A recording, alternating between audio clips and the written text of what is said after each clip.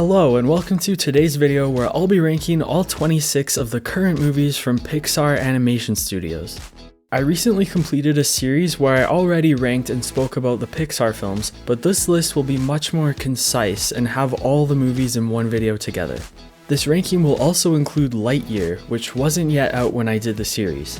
Let's get into it.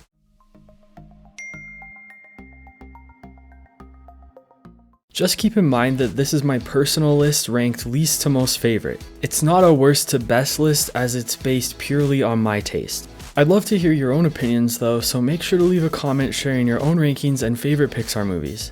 Pixar is a truly special animation studio, and their films have had a profound impact on so many of us. Ranking them is so hard when the bulk of the list is so high quality, but I did my best. So please sit back and enjoy my Pixar ranking.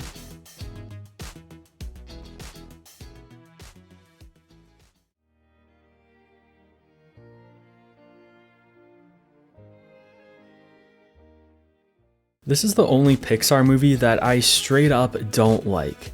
The story is the opposite of engaging, and I don't find any of the characters likable. The background animation, while impressive, clashes with the cartoony look of the characters, and I'm not into the message that you must earn your place to be worthy within your family. The score is probably the best thing about The Good Dinosaur, but unfortunately it gets drowned out by Arlo's incessant yelling.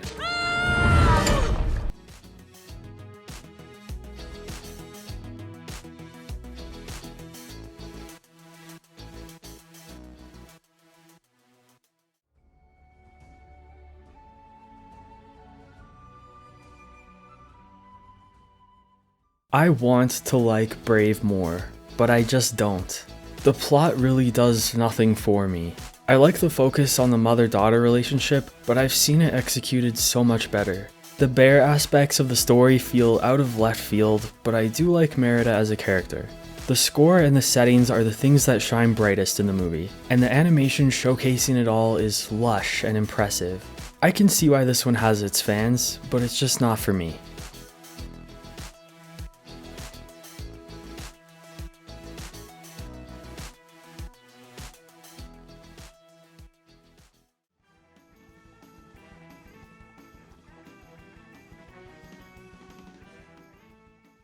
This may be a bold statement, but I don't think this movie is as bad as everyone acts like it is. It probably shouldn't have been an official Pixar movie, and putting Mater front and center was a bit of a mistake, but I find Cars 2 watchable. I enjoy that the Grand Prix plot allows us to see different locations like Japan and Italy. This is one of Giacchino's less memorable scores, but it's appropriate for the spy elements in the story. I don't think Cars 2 is good, but I don't have any hate for it.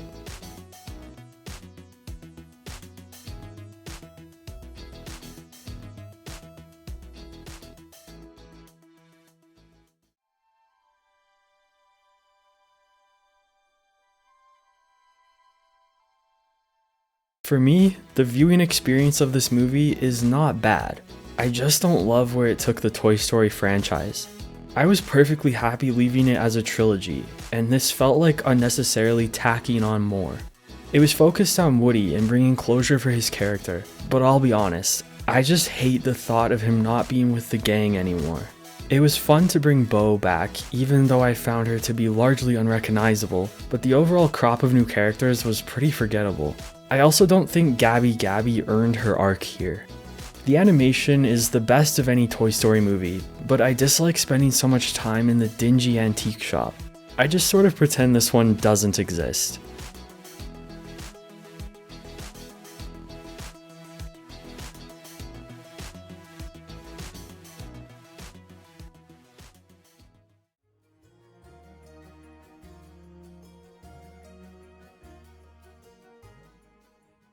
I don't care for it when Pixar tries to tackle this type of fantasy. It doesn't feel like their strong suit.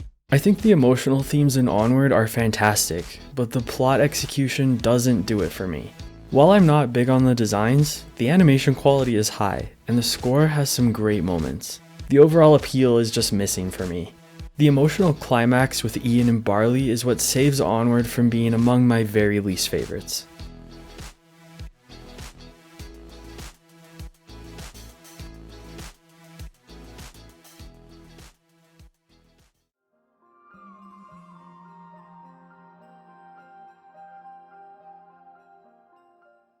So Finding Nemo didn't need a sequel, but I'm glad that this movie allowed the opportunity for Pixar to show a more nuanced and positive display of a character with a disability. Hank was a good new character, but the rest weren't that notable. It also bugs me that Nemo and Marlin don't really have much to do here. The climax is ridiculous, but it's fun, so I don't mind that much. Finding Dory has strong animation, music, and emotion, and it's decently entertaining. Unfortunately, it has a bit of a forced feeling for me that casts a shadow over the movie as a whole.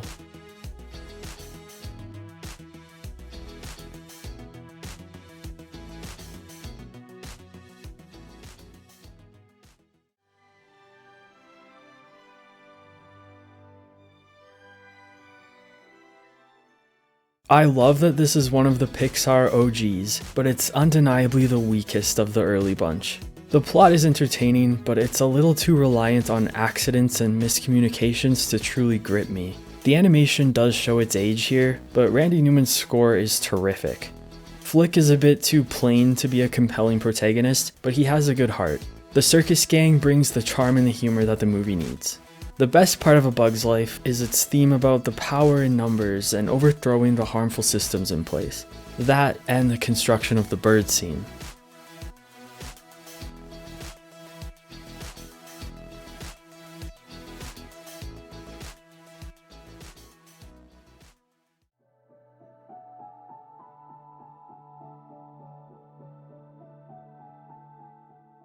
If I were ranking this list on theme alone, Soul would be much higher.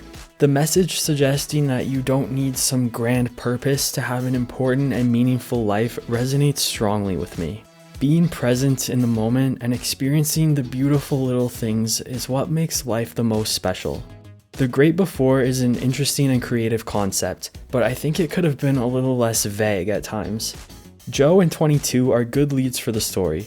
I personally find there to be a tonal clash when Joe enters the cat's body and 22 enters his, but ultimately the plot gets us where we need to go. I'm a big fan of the jazz music in this movie, and the score by Trent Reznor and Atticus Ross highlights the emotional moments gorgeously.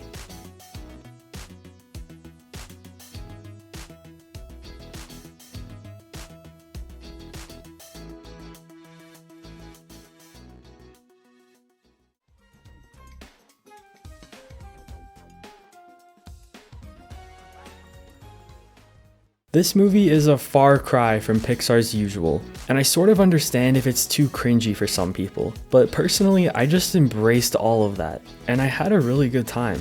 The red panda puberty metaphor translated well, and I found Mei-Lin Lee to be a great spunky main character. I'm glad this movie doesn't shy away from the messier, embarrassing parts of being a young teen. I think it'll help a lot of kids feel seen. I also enjoyed Ludwig Göransson's score, and it was cool to see Pixar experiment with new styles in animation, like how they incorporated elements from anime. I really like Domi Shi, and I'm excited to see what she does next.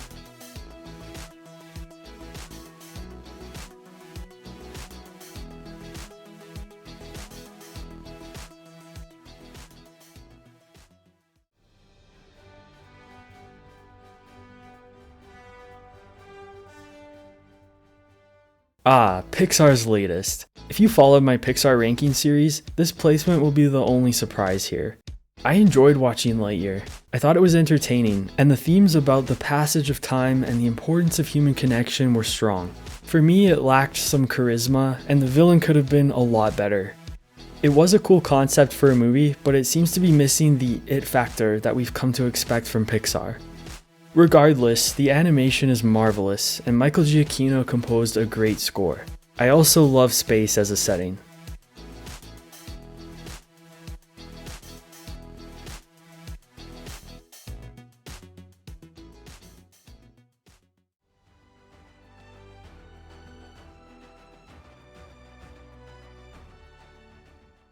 LUCA is such a lovely film. The quaint Italian small-town setting provides the perfect backdrop for a story about coming of age and young friendship. The animation style is beautiful and bright, and Dan Romer's score is among my favorites for Pixar soundtracks. LUCA and Alberto's connection is sincere, and it provides the foundation the movie needs to hit home emotionally. LUCA inspires me to be myself and appreciate life, and I really think it has the potential to rise up my list in the future.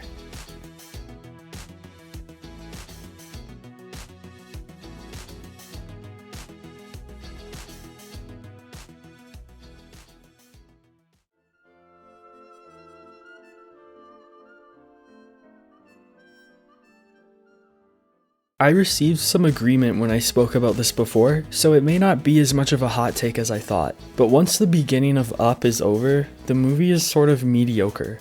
It seems to lack some focus and a consistent tone. The ridiculous antics and talking dogs clash with the profound emotional themes about grief, in my opinion. Up does nail it with the theme though.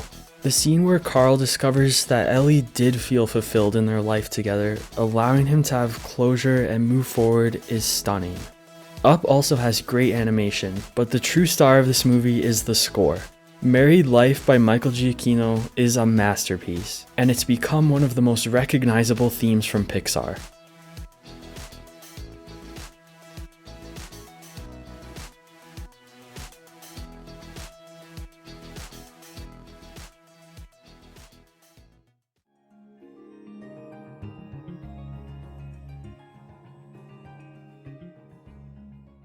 This placement has gotten some people upset with me. The visual storytelling in the first half of WALL-E is quite impressive, but full transparency, I can get a little bored when I watch this. I do blame some of that on overexposure, and some of it is just personal preference, but that's how I feel. I totally get it if you love this. I still think WALL-E has several strong qualities. The animation is top tier, and Thomas Newman's score is insanely good. Define Dancing is one of my all-time Pixar favorites. I also like how the film shows the downfall of humanity, but doesn't write people off. They learn to reconnect with their nature, and they work together towards rebuilding a better future. It's a well-told story with an optimistic sentiment, and that's what Pixar does best.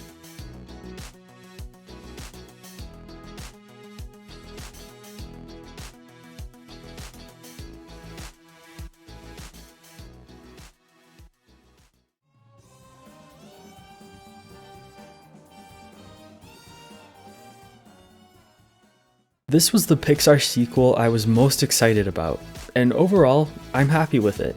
The screenslaver and her motives could have used further development, but I was a big fan of Elastigirl taking center stage this time around. I love the way the movie explored new ways for the supers to use their powers, and I found the theme about questioning legal authority pretty interesting. The animation looks very vibrant and crisp, and Giacchino returned to expand on his masterful score for The Incredibles. I wouldn't say this movie is amazing, as I have cooled off on it a bit since I initially saw it, but I'd still say it's a pretty good sequel.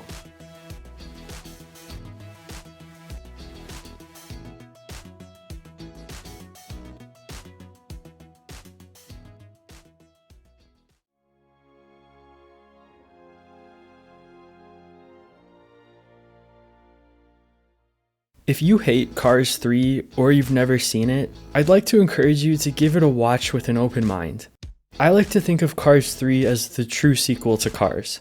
We follow Lightning as he's faced with the threat of his racing career ending. He has to reevaluate who he is and what matters to him, and the movie also pays such a lovely homage to Doc Hudson and the impact he and Lightning had on each other.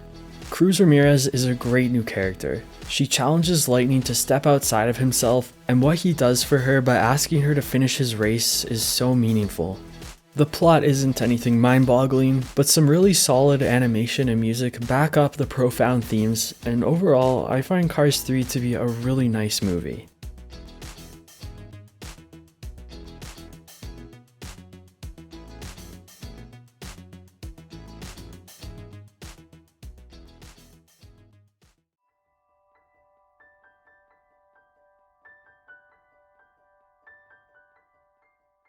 Inside Out is one of Pixar's biggest triumphs in terms of sheer creativity.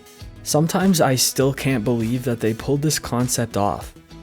The amount of nuance this movie provides in the conversation around our emotions is astonishing, particularly the depiction of depression and the theme surrounding the importance of sadness. Giacchino's score is super effective at complementing the film, and it also elevates the emotions when needed. My only complaint with Inside Out is that some of its charm has worn off for me over time. As impressive as the concepts and designs are, they don't hit as hard for me when they aren't new anymore. But other than that, this movie is fantastic.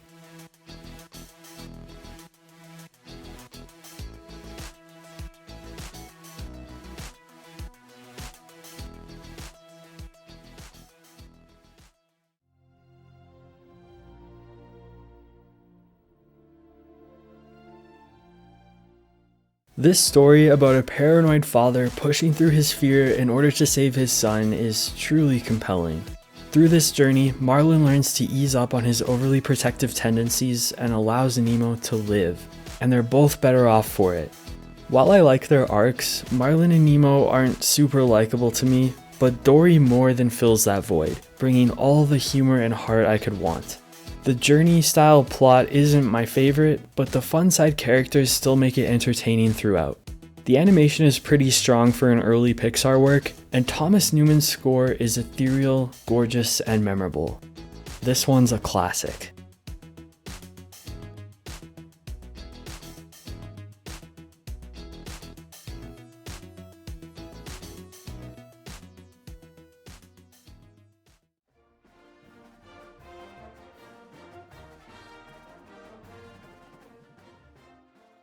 Hear me out. I'm not claiming that this movie is amazing, but its theme is wonderful, as is the execution of the theme.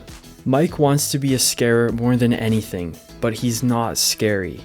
The movie doesn't offer some magical solution, and it doesn't show Mike willing his way to his goal through sheer determination. His physical limitations prevent him from his dream. I think that's very bold of Pixar, and it's an important thing to explore because so many people face that in real life. What MU does is it shows Mike accept his circumstance and reframe his goal. He still ends up working at Monsters Incorporated in a role where his scary knowledge is put to use. It's just different than his original dream, and that's okay.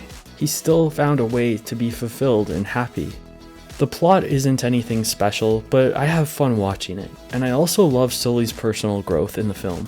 The animation is vibrant, the score is adequate, and yeah, I'll always defend this one.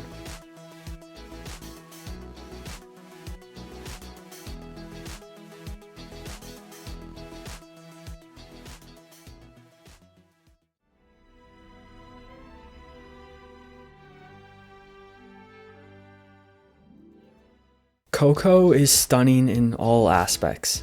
Visually, the animation boggles my mind, and emotionally, the themes resonate strongly. That scene with Miguel singing to Mama Coco at the end of the movie destroyed me and put me back together all at the same time. The inclusion of Mexican culture and the celebration of Dia de los Muertos is really cool, and I like how vital music is to the story. Giacchino crafted an enchanting soundtrack, and the song Remember Me is excellent. I love seeing an original work like this from Pixar that succeeds in everything it sets out to do, and on top of that, it's just a really enjoyable viewing experience.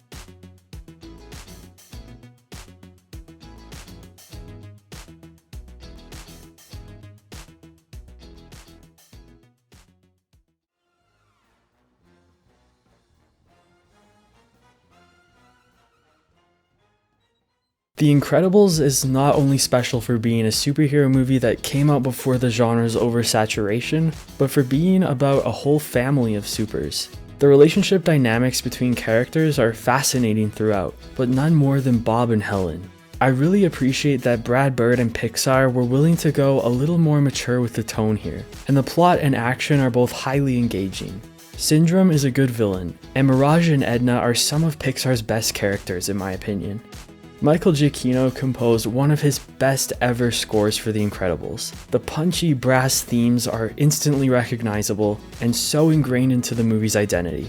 This one is special.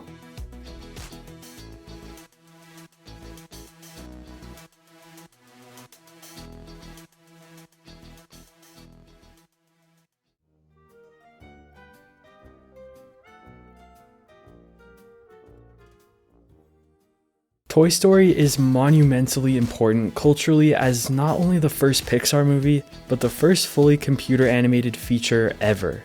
I think the plot is perfect, with impeccable pacing and character arcs that unfold organically and effectively. Watching the evolution of Woody and Buzz's relationship is a treat every time, and the supporting cast of characters here is just so good. The themes of friendship, identity, and accepting change are ever relevant, and help this movie to stand the test of time.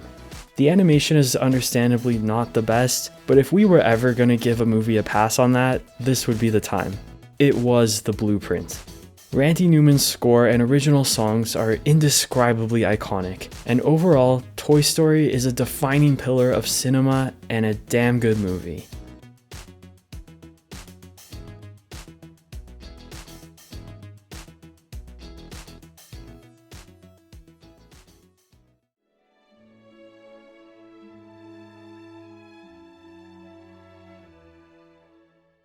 The Toy Story franchise gave us some of the best sequels ever made, and this is one of them. Toy Story 3 just means so much. Many of us grew up with Andy and his toys, and watching them go their separate ways is a special type of heartbreak, but one that we needed to go through. This movie explores finding a way to accept that part of life is change, and that sad and difficult as it may be, new beginnings can also be exciting and beautiful. I love watching the prison break from Sunnyside, and Lotso is a really good villain. This movie contains strong animation and some seriously exceptional and emotional music from Randy Newman. Toy Story 3 is always guaranteed to bring a tear to my eye, but the sorrow also brings me a sense of peace as our toys move forward into their next chapter of life together.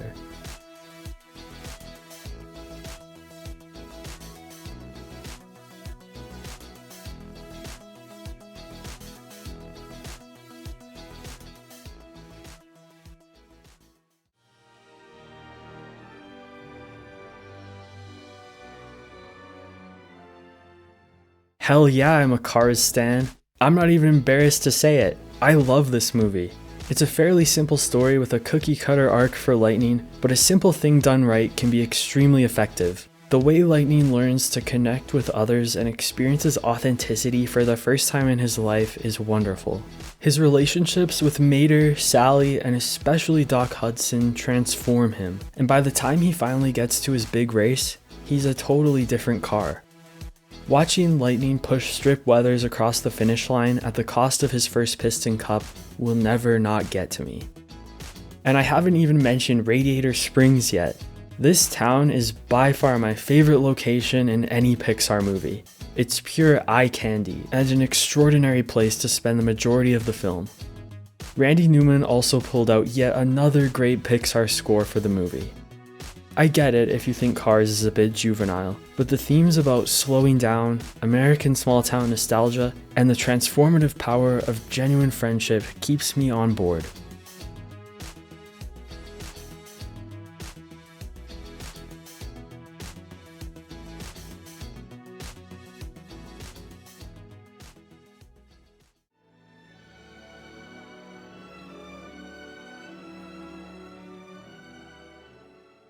It's hard to boil my feelings on this movie down to a short paragraph, but what Pixar did with Ratatouille is astounding to me.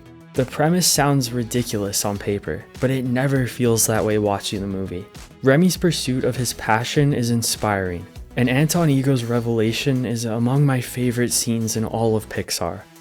Anyone can cook doesn't mean that anyone can do anything, but that a talented artist can come from anywhere. And Ego's speech where he explains his new views strikes a chord within me every time I hear it.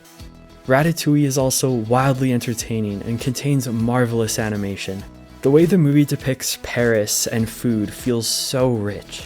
Michael Giacchino's score for the film is gorgeous and romantic, and it's my favorite of his many brilliant compositions. Ratatouille feels like a once-in-a-lifetime kind of movie, and I'm just so glad that we get to experience it.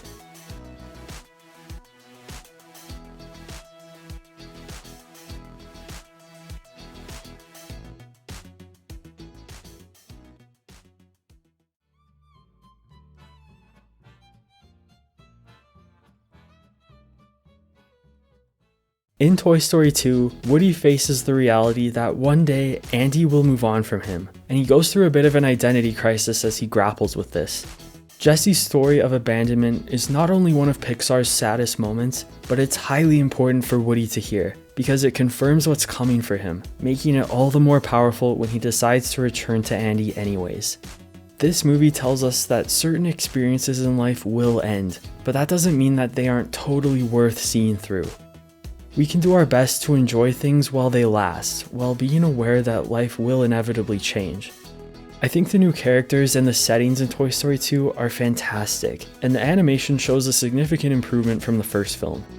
Randy Newman's music continues to be charming, and the group of toys that set out to rescue Woody go through some really amusing events that I love watching.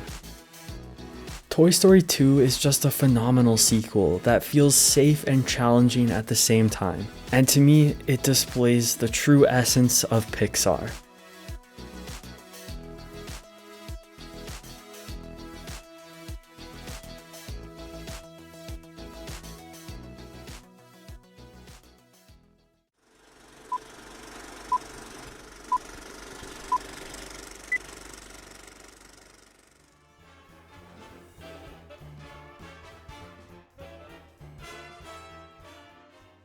As much as I love most of the movies on this list, it was never really a question of who would take the top spot. Monsters Inc. is a prime example of taking a familiar concept and turning it into so much more. Even after all these years, I'm still impressed at the idea that monsters scare kids because they need their screams to power their society. The creative world building is also incredible. From scream canisters to the door system to the entirety of Monstropolis, it's all a delight to take in. Sully is my favorite Pixar character, and his relationships with both Boo and Mike have a big impact on my heart.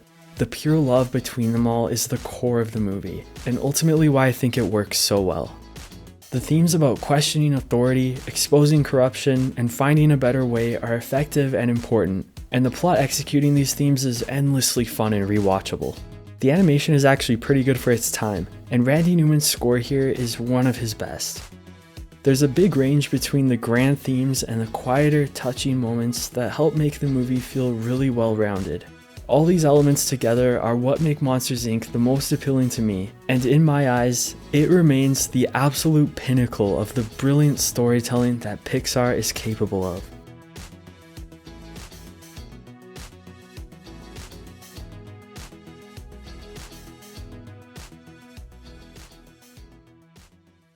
And that's the list. Thanks for joining me on this ranking of all 26 current Pixar movies. It's been both a challenge and a joy to delve into what I really think about these films. Most of them are so special and meaningful, and they really shouldn't be pitted against each other in a ranking, but rankings are fun, and it's what I do, so here we are.